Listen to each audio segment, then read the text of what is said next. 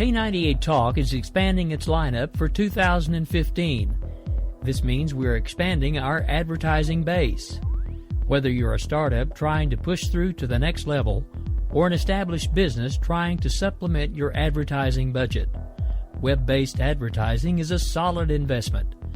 Thanks to Talk's newest partnership with TuneIn Radio and instant access to our sister station, K98 FM, we give you worldwide access at a reasonable cost.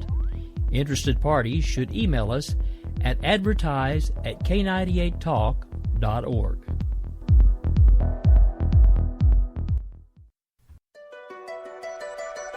The leader in talk radio on the Internet, right here on K98 Talk and the Spark Radio Network. In these uncertain economic times, you've got to do whatever you can to save money. One of our biggest expenses can be our cars, especially when unexpected repair bills hit. Not anymore. If you own a vehicle with less than 130,000 miles, is less than 12 years old, has a warranty about to expire, or even no warranty at all, you could stop paying for car repairs. Roadside assistance, towing, and rental coverage are all included. Don't wait for the next repair. Make one free call right now to see if you qualify. If your vehicle is less than 12 years old, has less than 130,000 miles, even if it's out of warranty, paying for car repairs can become a thing of the past. Call us right now and get your car protected before your next repair bill hits. Get protection and no more repair bills. Call 800-696-1030. Again, 800-696-1030. That's 800-696-1030. 800-696-1030. Joe had huge problems with the IRS. I knew it was coming. I hadn't filed taxes since 1990. All the IRS letters coming in added up to a nightmare. To get up to like $68,000. My heart started beating fast. It's like, there's no way, man. I mean, I ain't going to be able to do this. Then they stopped his paycheck. So that's when I started making phone calls and found U.S. Tax Shield. U.S. Tax Shield went to work immediately. They just took the bull by the horns. What blew my mind is he called the IRS right then and there. So why is U.S. Tax Shield A+ rated with the Better Business Bureau? Joe knows. They saved me a ridiculous amount of money. If you owe more than $10,000 to the IRS or state, choose the company Joe chose, U.S. Tax Shield. It was the best decision I made. U.S. Tax Shield is the way to go. Life is good. Thank you, Lord. Call 800-471-3287. U.S. Tax Shield. Boo-rah. Yes. 800-471-3287. 800-471-3287. Welcome to Opinion Nation. And we stand today on the edge of a new frontier. There is nothing wrong with America that cannot be cured by what is right with America. What makes us Americans is our shared commitment to an ideal, that all of us are created equal. I, too, am America. Now here's your host, Bryce Robbins. Hello, everyone, and what a beautiful July 18th. It is Saturday morning, and we have a lot to talk about today. So, I'm going to talk about the Iran deal, and I'm going to talk about an experience I had this week, and it kind of pushed my buttons. It got me a little angry, and you're probably not going to think I'm a liberal after we talk about it, but I promise you that I am all liberal. Okay, so to start, we're going to talk about the Iran deal. So, I always say I don't know how I felt about this, and it seems that this week, after the actual Iran deal, happened, I guess I've had more time to think about it. So, essentially, the way it's placed seems that the United States is getting a pretty shitty end of the stick here.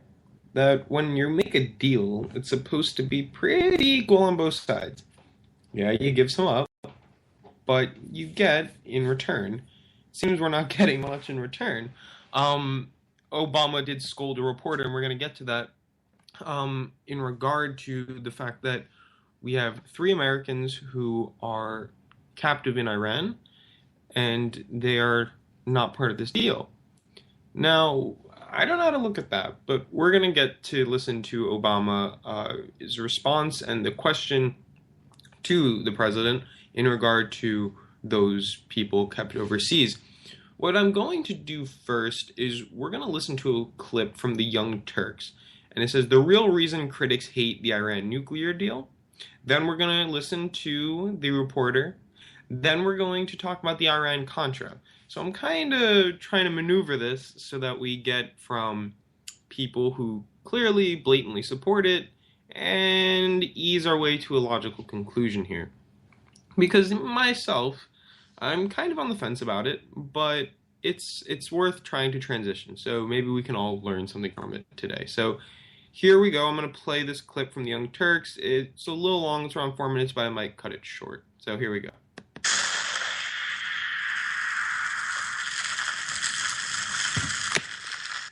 Now, there's something wrong in people's reaction to the Iran nuclear deal. Because if what they're saying is true, it makes no sense at all. What are the critics saying? They're saying, oh my God, this is going to make Iran more likely to get a nuclear weapon than not.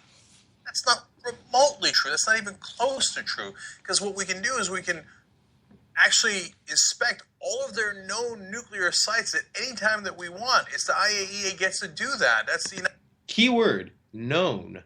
If you're trying to do something bad, normally it's not known. That's like saying gun control or gun regulations make sense because it will stop people from using them inappropriately. No, if you break the law and you're going to go shoot people, normally you'll probably break the law when obtaining that gun. Okay, back to the video. United Nations, we're in their business, right? And they have to stop all the nuclear program. Now they have...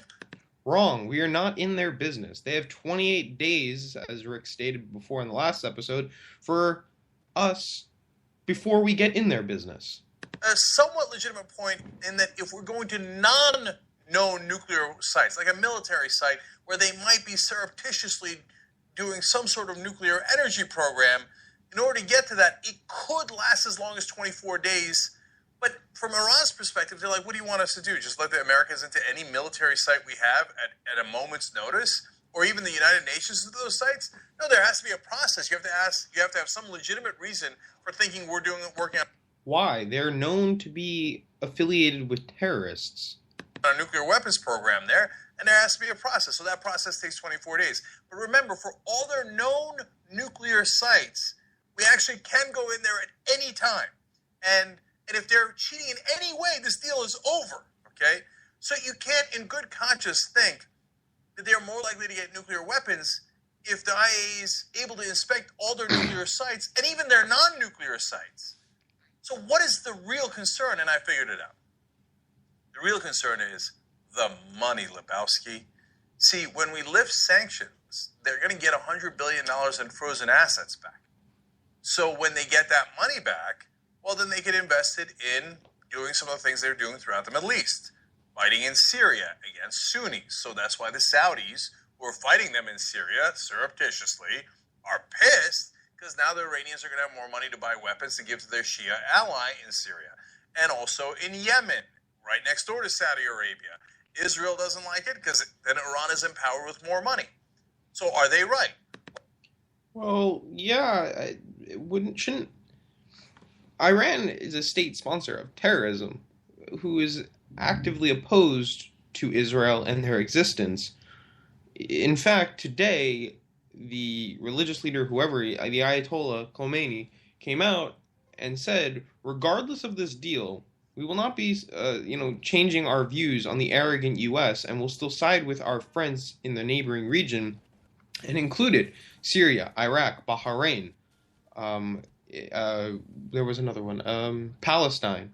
So, I don't know. If we supposedly have the interests of Israel at heart because they are the last democracy and last beacon of hope and, all yada, yada, yada, Israel's the best, whatever. But then why would we support a deal that's inevitably going to prop up Palestine? Because with all this money capable to fight in the region, grow resources, grow investments, imagine Imagine what this can do if, they start investing in Palestine and then that region gets grown up. Then Hamas could get grown up. I don't know. This sounds like a load of crap, but let's keep listening. But look, it bothers me that Iran has more money, and they will likely use some of it to fight against some of our interests. That's true, and that bothers me greatly. On the other hand, it wasn't our money, and we didn't give it to them. We had taken it from them. So they would sell their oil, and then we'd go, okay, great, now we freeze your assets. So those assets were frozen all over the world, in Asia, in Turkey, in Europe, etc., and we wouldn't let them get their money back. So all we did was we held their money, agreed to end their nuclear program. And they did, and now we can inspect them. So the people that are against it... Is the world's safety really worth $100 billion? ...deal are not against it for the reasons they're stating in public. They know that it makes it less likely that Iran will get a nuke, but that was never their concern in the first place. Their real concern was the money, Lebowski. They didn't want Iran to get their own money back. But as much as I can't stand the mullahs that run Iran, as much as I think they're on the wrong side in Syria and in other places, well, we can't just take their money. In fact, we did, and we got something in return for it, which is amazing, but we can't keep it forever. The only other answer is if you try to keep their money forever, you're going to and you say you can't do your nuclear program and they continue, well, we're going to have a war. See, the guys on the right wing, they don't mind that war, but we all greatly mind that war. It's one thing when we're right and we're doing justice. It's another thing when we're wrong. So in this... Wait, what the fuck are you talking about? Justice? Justice, again, this country is a state sponsor of terrorism. Bullshit, the right doesn't want war. I mean, you honestly think... this is something that bothers me. And Rick just kind of mentioned it on our feed here. It's like this whole notion that the right wants to go to war. That is such a play up by the media. It is certain people who might be fond of growing the military-industrial complex and then make more money off war. For example, I gave this quote last episode. 29 congressmen and senators have invested their have invested in stocks in Northrop Grumman, Lockheed Martin, and Boeing, I believe, or one of the other military contractors. So yes, many people do have vested interest in the military, but I don't know if it's plausible to say they want to go to war. Yes, it's about the money, and yes, it was their money in the first place. That's the money they get back. That's what all the anger is about. But they can't say it in public, because saying it in public doesn't sound good. Hey, can't we just keep stealing their money? And the answer to that is no. No, you can't. Okay, well, we were not stealing their money. Their money was invested into into assets that we held, and that's how they were making money, because it's called investments. And if you're investors, you don't like them, and they gave you their money, and they're really doing something bad, yeah, screw them. That's politics. Take their money and be a bitch to them. They sponsor terrorism. I mean, they suppress people. A real good deal that Obama should be touting about and should be getting a Nobel Peace Prize about is if he sat down at the table, or John Kerry sat down at the table and said, look, your people are suppressed, your government is non-transparent, and at the end of the day, you're still a sponsor of terrorism. Unless you or your people rise up and get rights, get human rights, first of all, yeah, get their human rights.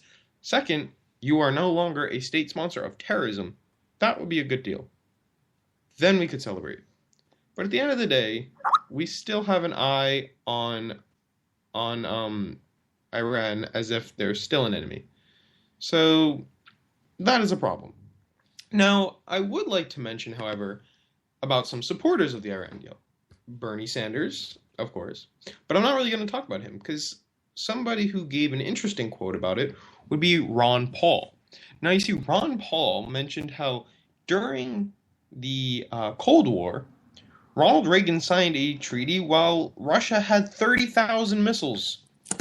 So, at the end of the day, they were still an enemy. We were still pretty close to having conflict, but we still came to an agreement. So yes, we can go back and we can play different quotes or different, uh, feeds about world leaders making big mistakes. As I will play shortly, as I played the same one in our last show. Um, but at the end of the day, we really don't know how this one will go, because perhaps it will be successful. Perhaps it will do as history has done and failed. But again, we really don't know. Now, something I thought was kind of humorous was the the the CBS reporter, Major Garrett, and his question to Obama. So what happened was, during this deal, a lot of people have become outraged that in this negotiation, the captive Americans overseas in Iran were not dealt with in this negotiation. So as a result, the president got a pretty hard-hitting question, and I'm going to play that now. Direct relationship. Okay. Major Garrett.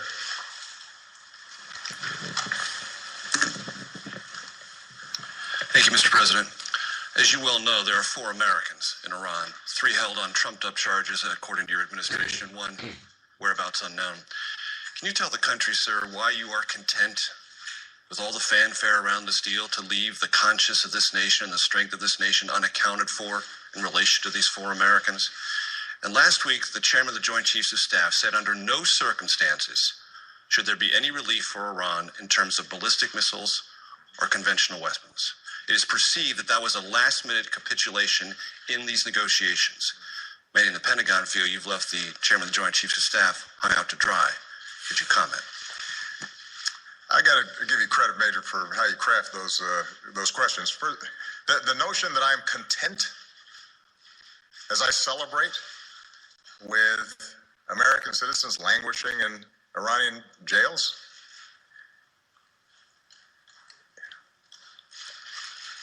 Major, that's nonsense. And you should know better. I've met with the families of some of those folks. Nobody's content. And our diplomats and our teams are working diligently to try to get them out.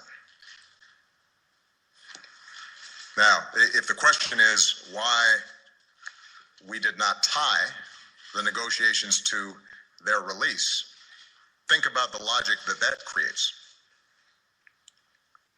Suddenly, Iran realizes, you know what? Maybe we can get additional concessions out of the Americans by holding these individuals. Makes it much more difficult for us to walk away if Iran somehow thinks that a nuclear deal is dependent in some fashion on the nuclear deal. And by the way, if we had walked away from the nuclear deal, we'd still be pushing them just as hard to get these folks out. That's why those issues are not connected. But we are working every single day to try to get them out, and won't stop until they're out. Okay, so I think that was a pretty loaded question. It was pretty unfair, and the president actually answered it pretty well.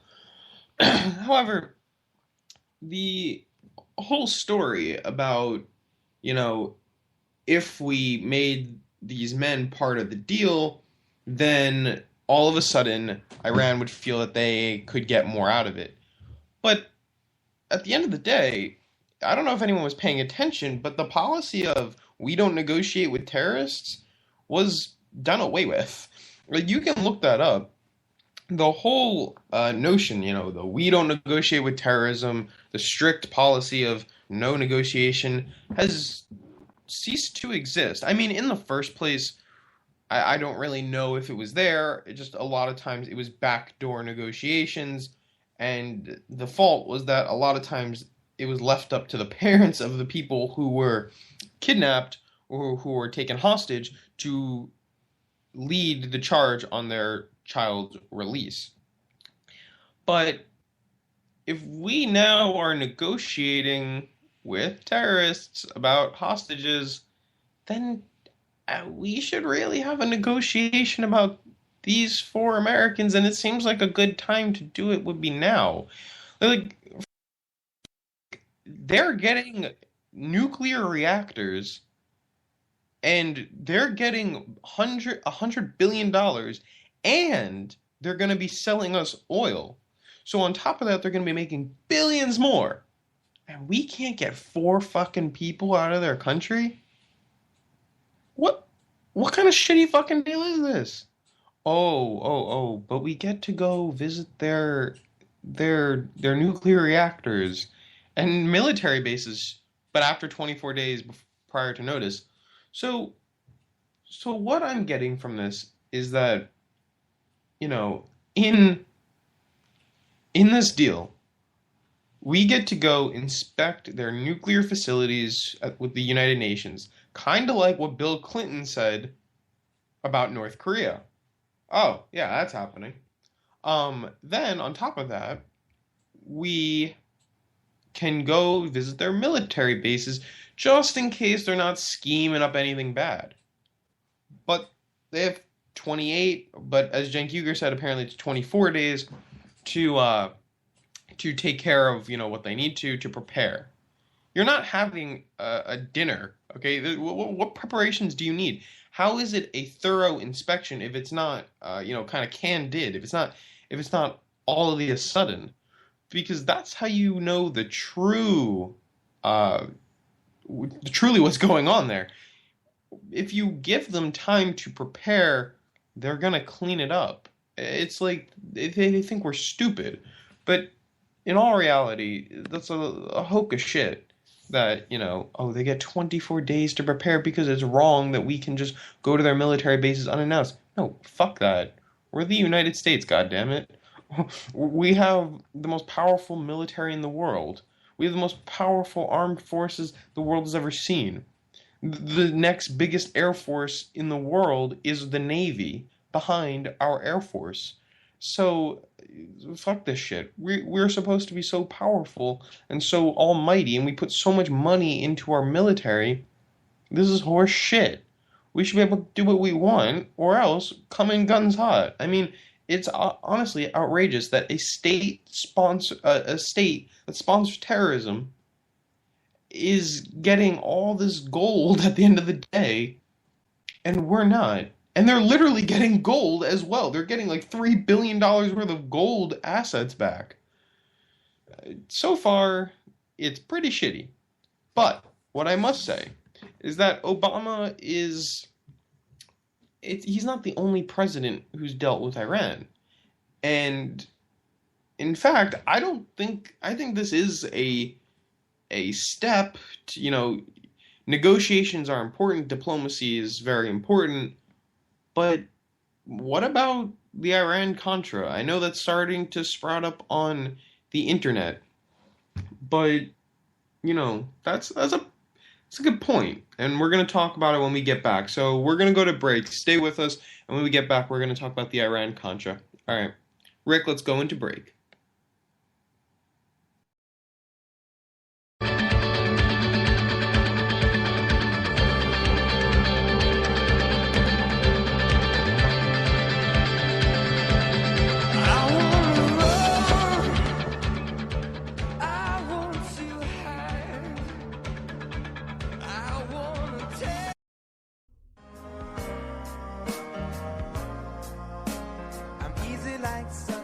Wondering why you're up early with us on a Sunday morning making a cocktail?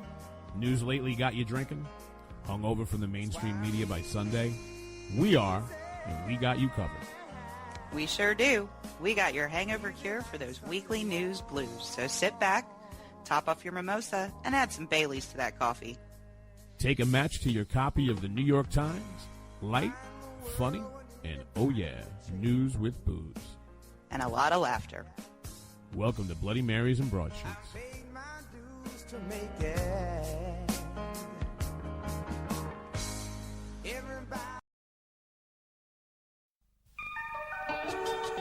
The staff of K98 Talk and the Spark Radio Network is proud to announce that our very own Rowdy Rick Robinson has been selected as one of the top conservative talk show hosts in the nation for his program America Off the Rails. Again, congratulations to Rowdy Rick Robinson for a job well done and another reason to stay connected to K98 Talk and the Spark Radio Network.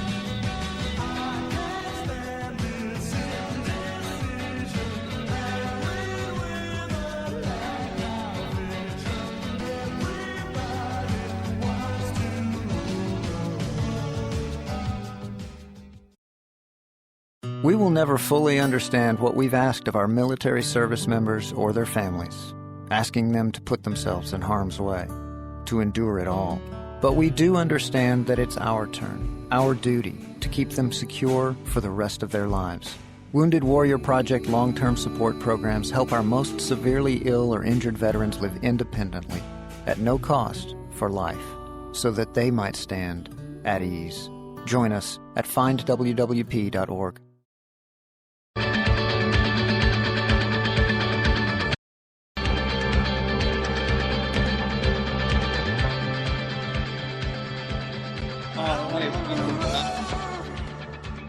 So now we're going to talk about the Iran-Contra and how it's kind of contradictory that, the right is shitting on Obama's Iran deal. So now I'm going to try to flip-flop here, and I'm going to try to give you both aspects here. So I'm going to play a clip from one of my favorite shows, American Dad. And they actually explain the Iran-Contra pretty well. So I guess this is kind of foolish of me, but we're about to get a history lesson from Seth MacFarlane's TV show American Dad. In the 80s, there was Cold War drama. We fought the commies inside Nicaragua. Our friends were the Contras. Freedom was their mantra, so we sent them lots of money for guns and landmines. But Congress stopped the Contra money flow just because they moved a teeny bit of blow. But then a hero came forth. His name was Oliver North. He and Reagan went around the sissy Congress. Ollie North, Ollie North. You see, North secretly sold missiles to a harmless country called Iran that would always be a grateful ally. Then he gave the profits to the Contras. Genius! When the sales were uncovered by the press, Reagan and North began to stress. Cause what they did was technically high treason. But it was totally justified. North volunteered to take the blame to save Reagan from prison rape shame. The truth he did bury with his hot secretary, thanks to her shredder. He got off totally scot-free. Ollie North, Ollie North, he's a soldier. Okay. Anyways, that was kind of a funny clip, but the point is that under the Reagan administration, they sold missiles to Iran and took that money and gave it to drug dealers who supposedly sponsored freedom. So, at the end of the day here, this isn't a new issue. It's just, we have a long-standing history with Iran. And regardless of their status of, a caliphate state or being terrorists or whatever, they always seem to be there. And the United States always seems to be helping them out regardless of the party. And I think it's kind of unfair to say Obama's deal is, this terrible thing when, Reagan sold them missiles and weapons. So ultimately, I don't know. But now, of course, as I played in the last episode on Finding Common Ground, I played the clip of Neville Chamberlain. I won't play it again, but it was kind of interesting. Just that, the whole, this is peace in our time, as he touted about his peace agreement with Adolf Hitler in Czechoslovakia. Clearly that didn't work. But, it's kind of, it's hard to say now. So it's pretty much to show how in the past it seems when aggressive countries sign deals, they don't work. It didn't work with North Korea, didn't work with Hitler, and is this time going to be any different? So I guess it's really up for you to decide how you kind of flow on this issue.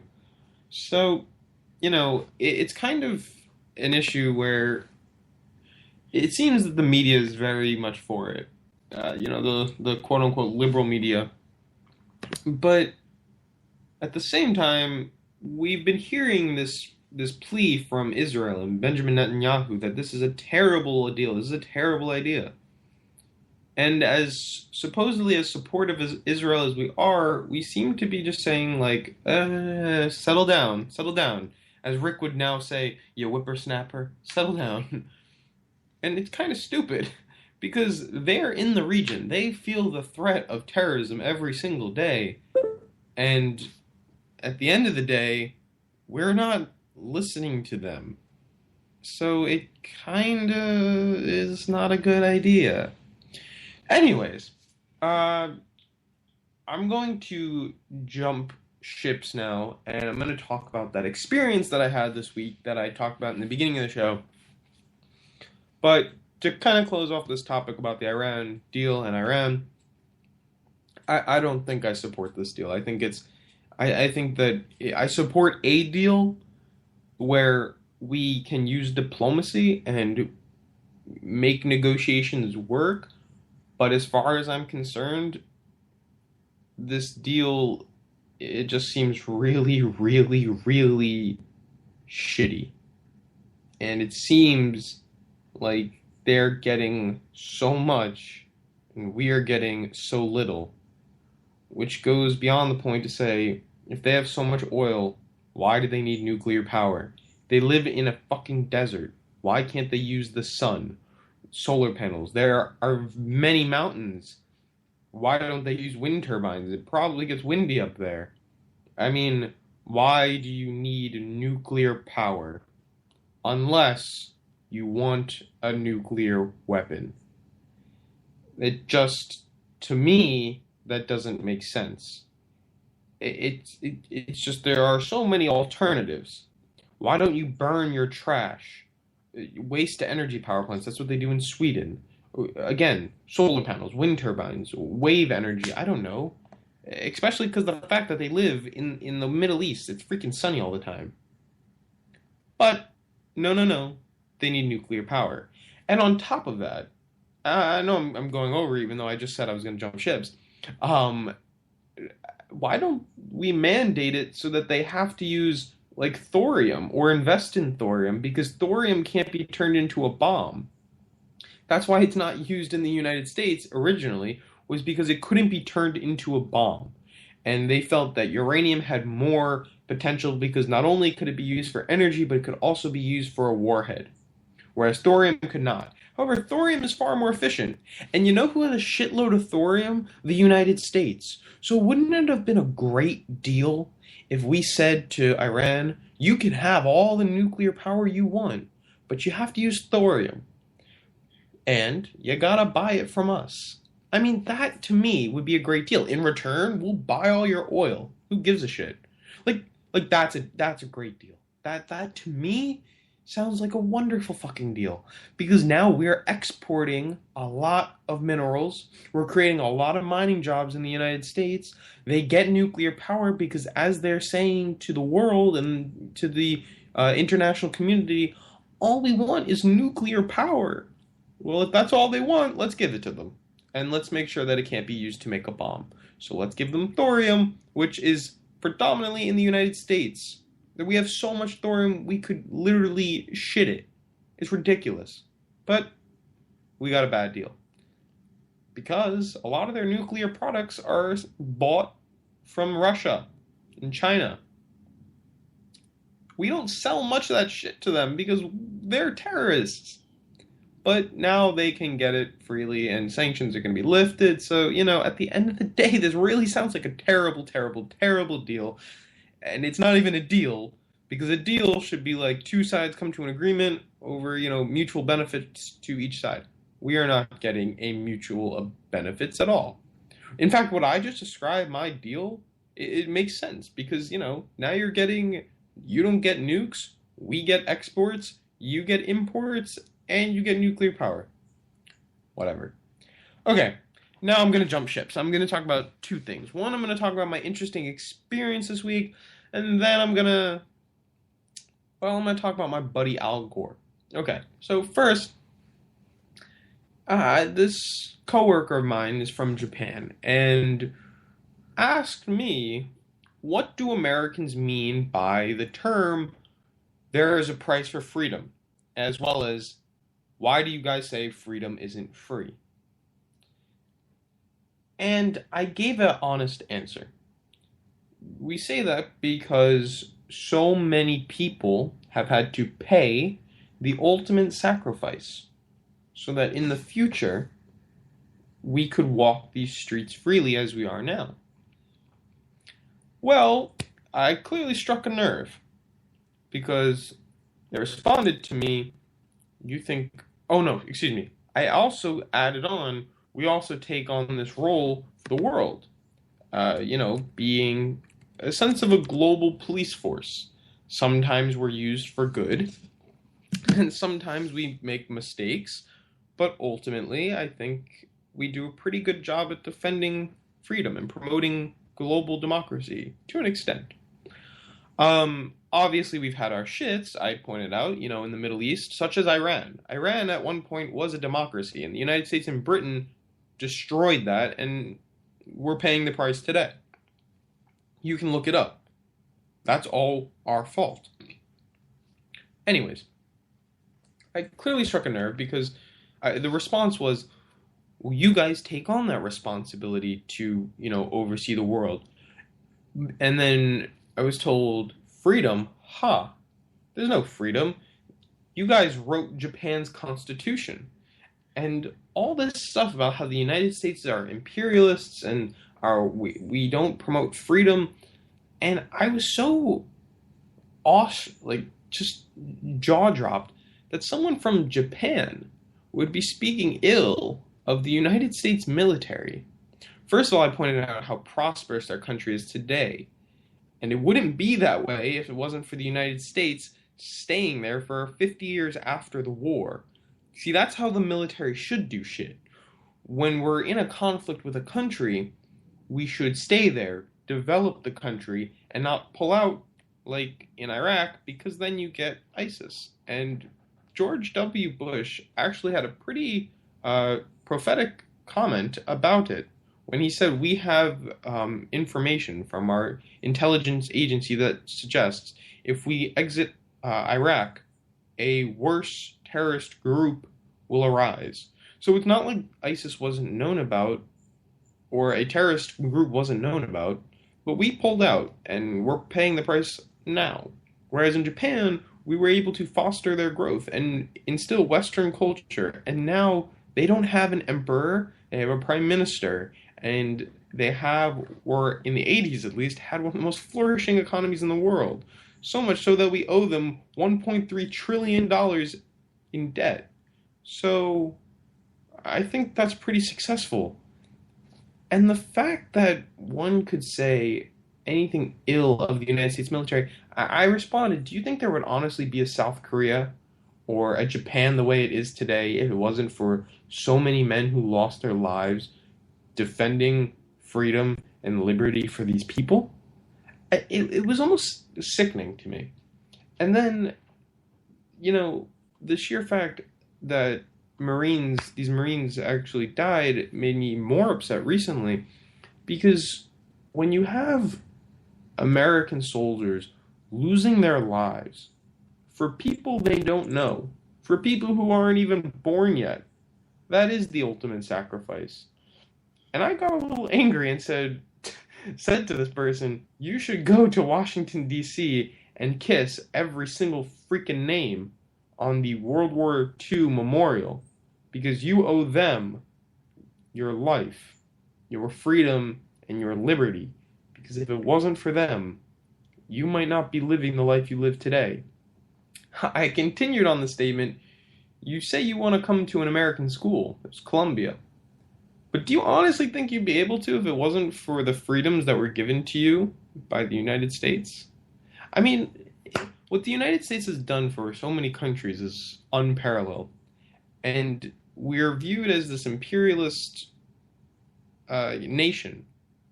But in all honesty, we do a lot of good for the world. Now, at the same time, don't get me wrong, we've done a lot of shit. We have destroyed countries like Iran and Egypt and other countries all around the world, in Papua New Guinea and in countries all across South America. We have desecrated democracy, and it's really sad, all for money. My girlfriend is one to always say, "Why do you buy Chiquita bananas?" They started a civil war which ruined stability in a country, also prompted by the United States. So, the sheer fact that the United States has destroyed a lot of democracies doesn't bode well for my very patriotic sentiments to our military right now.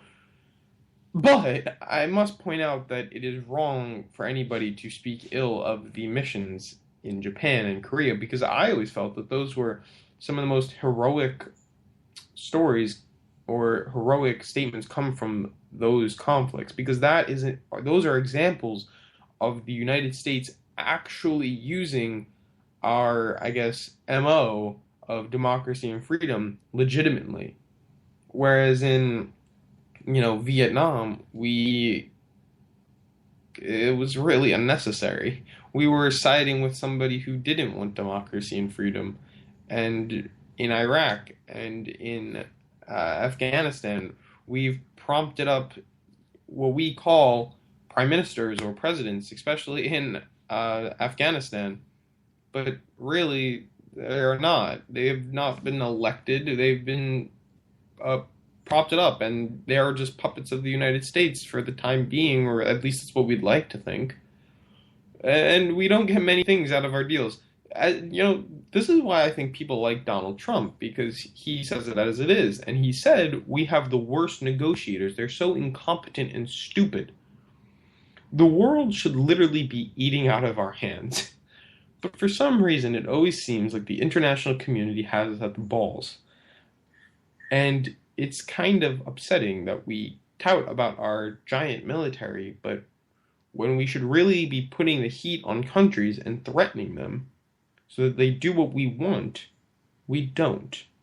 And then when we take the route of diplomacy, which I always support, it turns out really, really bad. Diplomacy just fails because we have such bad negotiators and such bad, framers of these deals. I mean, back to the Iran deal, we're not getting much from it. We're getting the reassurance that we can visit their nuclear facilities and a 24-day notice to when we can go visit their military bases. So in all honesty, we have such incompetent people in our government, and I don't mean to sound like Donald Trump, but I do. That's just the fact of the matter. And we need to bring back competence. At one point, the United States was revered by the rest of the world. We led the world in the arts and education, and we led the world in the sciences and the military. And now we're at the point where our education system is still good, but our government is making millions, if not billions of dollars off keeping students in debt. Our science and mathematics department in our education is just catching up to the rest of the world, and we're still very far behind. In regard to the military, we're at the point where we've sold so many F-16s and Apache helicopters, which, by the way, are at one point were noted as the pinnacle of military dominance. We've sold them to so many different countries. For example, we sold, I think it was 19 Apache helicopters to Bahrain, and then they were used against their civilians who were protesting. How fucking un-American is that? People who are protesting for their liberty got shot down by American-made weapons. So point is, we sell our weapons, and now we have to put $1.5 trillion into the F-35 program, which is a failure, and has been hacked by China. So why are we making so many mistakes? Why are we stumbling so much? To the point where the rest of the world has caught up to us. At one point, we were the manufacturers. We were the military dominance, unquestionable dominance. And I mean, we still are, but other countries are hacking us, and other countries are taking our technology, and we're selling our technology because it makes money. That is true. Cenk Uygur should have said, "It makes money, Lebowski," to this, because that is an issue. As Dwight D. Eisenhower once put it, beware of the military-industrial complex. That might be one of the biggest issues we have, is that.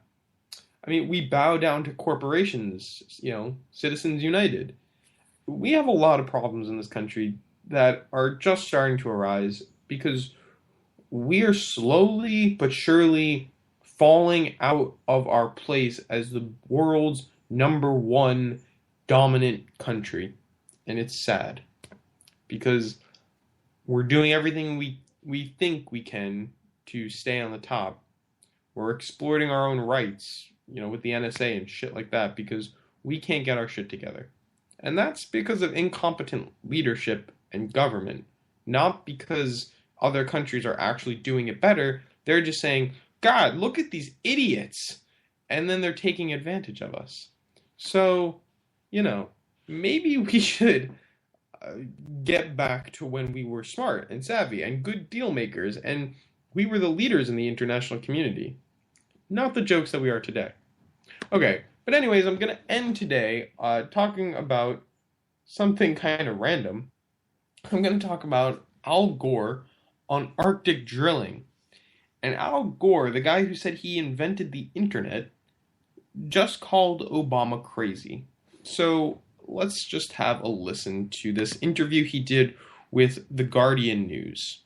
It is focused primarily on the larger goal of making this transition and finding a solution for the climate crisis. We've got Barack Obama going great guns on climate change, but we've also got the Republicans doing everything they can to stop him. And so where are we really? How do you feel about the prospects of a climate deal, a strong climate deal from Paris? Well, I think we are going to see a Paris agreement. I think that's assured at this point.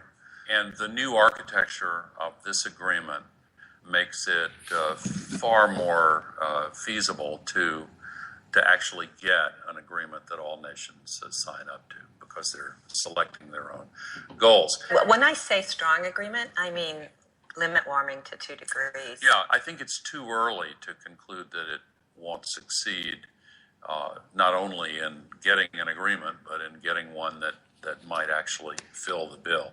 But even if it falls a little bit short of the 2-degree threshold, it will definitely lend a tremendous amount of momentum to an historic transition that's now well underway, away from carbon-based energy and toward renewables, efficiency, battery storage, and sustainable agriculture and forestry. I think that attitudes shifted slowly at first, but then in a crescendo. Climate is now on that matrix. The change is inevitable. I think it's well underway, but we are in a race against time because we're still putting 110 million tons every day of global warming pollution into the atmosphere as if it's an open sewer. But it's exciting to see the advances in renewables and the better way ahead. Let's talk about the Pope. What do you make of the encyclical? I mean, in terms of what its message is about how, the ties between climate change and poverty and equality, his framing of this as a moral question. I was absolutely thrilled to the marrow of my bones by the clarity and forcefulness of his moral leadership. He has a mantle of moral authority that is connected to his advocacy for the poor, as Jesus said, the least of these. And I think it has touched people's hearts all around the world. And I think that it's making a profound difference in the shifting of attitudes on climate. One of the things the Pope says, it's kind of an anti-capitalist message, isn't it? That the way our economic system works now is not good for the people, or the poor people, is not good for climate. But you have seen capitalism as the solution for climate change. Isn't that right? What I have argued is that we need deep reforms in capitalism. The Pope, in his encyclical, said that those responsible for harmful pollution should pay the price of that pollution. So that's already an interesting way to go about it, that, capitalism can beat climate change. And to a large extent, when we have people like Elon Musk who are developing batteries that can store insane amounts of energy, it bodes pretty well for Al Gore's argument. Or some of them flooded. But the main point here is he's talking about the 2009, the 2015, what's coming up, treaty in Paris that's going to be happening in regard to climate change. Now, eventually in this interview, he gets to the point where he talks about the Arctic drilling. And I was thinking about fast forwarding to it, but then I thought about Rick and how he has to listen to Al Gore's voice. So I kind of let it continue to play, but I'm just going to sum it up because I honestly don't want to listen to it anymore. Al Gore criticizes Obama on the climate change and calls him insane for allowing Arctic drilling. And luckily, Shell won't be able to begin their Arctic drilling for at least another 8 to 10 weeks. But what's amazing is that we've had so many oil spills, whether they're pipelines or they're from offshore drilling. Why would we go to the Arctic Circle to begin drilling? My God, are you still talking? I love Rick when he plays that. But, how the hell are we going to go to the Arctic and do this when we can literally turn now to our supposed buddies in Iran who are going to be shipping us shitloads of oil? It makes no sense. And it's honestly because Shell is going to turn such a massive profit if they can have one successful well. And that, to me, is disgusting. Because now, for whatever congressman or senator supports Arctic drilling in the future, because eventually this is going to come to be, well, welcome to another $100,000 in your campaign fund. That's just what it is. So, I'll end today on this. We need better leadership when making deals, because our deals really suck, and we have incompetent leaders who make these deals. Because again, we get shit out of our deals.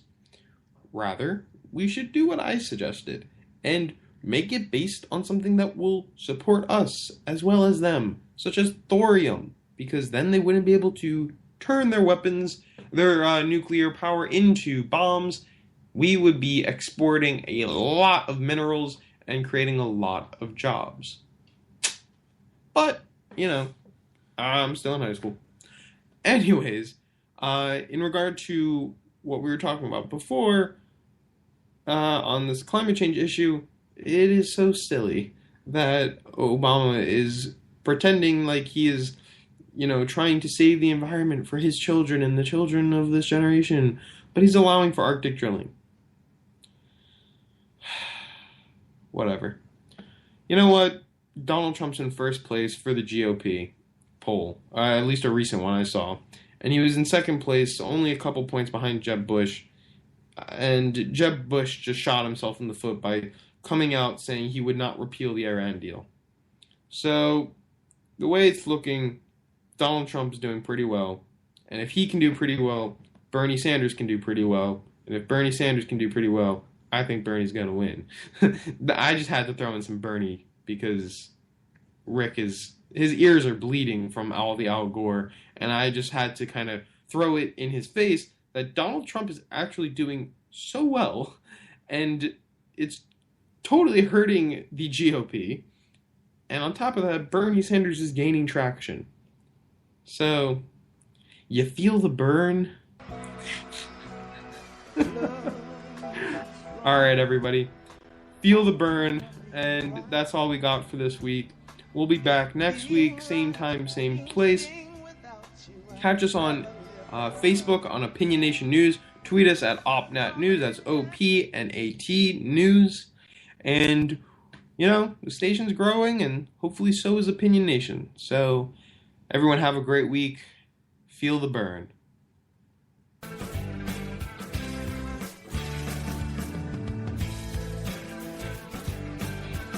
What makes us Americans is our shared commitment to an ideal that all of us are created equal. I, too, am American.